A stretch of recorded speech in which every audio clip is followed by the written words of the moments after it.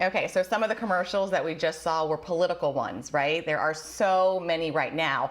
Imagine if your spouse didn't see politics the same way you do. It's actually very common. I spoke with a therapist about relationships in this time and how to try to keep the peace at home. It's a very challenging topic to have because there's a lot of emotion around it. So, the topics that have a lot of emotion around it tend to escalate really quickly if we don't know what we're doing.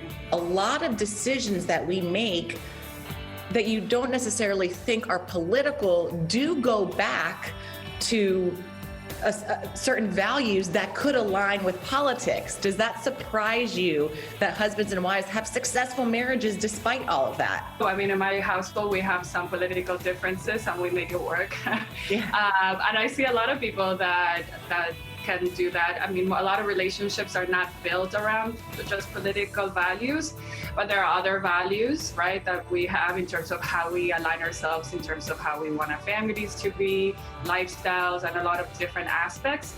So political perspectives can tie to some of that, but it doesn't have to. We're not two of the same in a relationship. Right. So learning how to manage those differences, we could create a healthy environment like that as well. What are some things that people can be doing right now? Because it's such a heated political climate in our country right now. Are there certain things or certain conversations, certain steps that can be taken to help? Yeah, absolutely. Even in the last couple of elections as well, I saw an increase of couples coming to see me around this topic. First of all, we have to see how we can learn to listen and remain open-minded, right? And learning to listen is about the idea of switching our intent and purpose as to how we're listening our significant other when we're talking about this topic. Usually when we're listening to formulate an answer, right, as to what we're going to say next.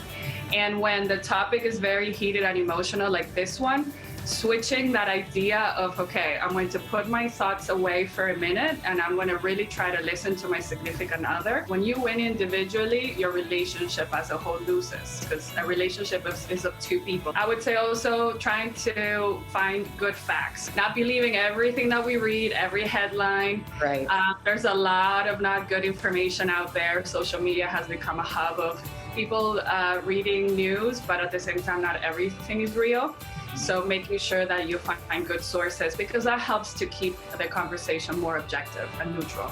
Is it a game changer when kids are involved, especially where they're at an age where they can understand politics? Everything that we do as a couple is role modeling something. Right. Right. So if we can show our kids that we can have difference in opinions and be respectful and foster that environment of respect, our children are going to learn that.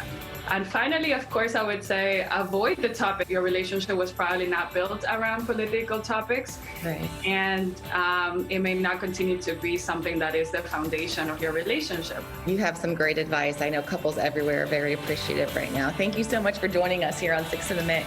Thank you so much for having me, Jen.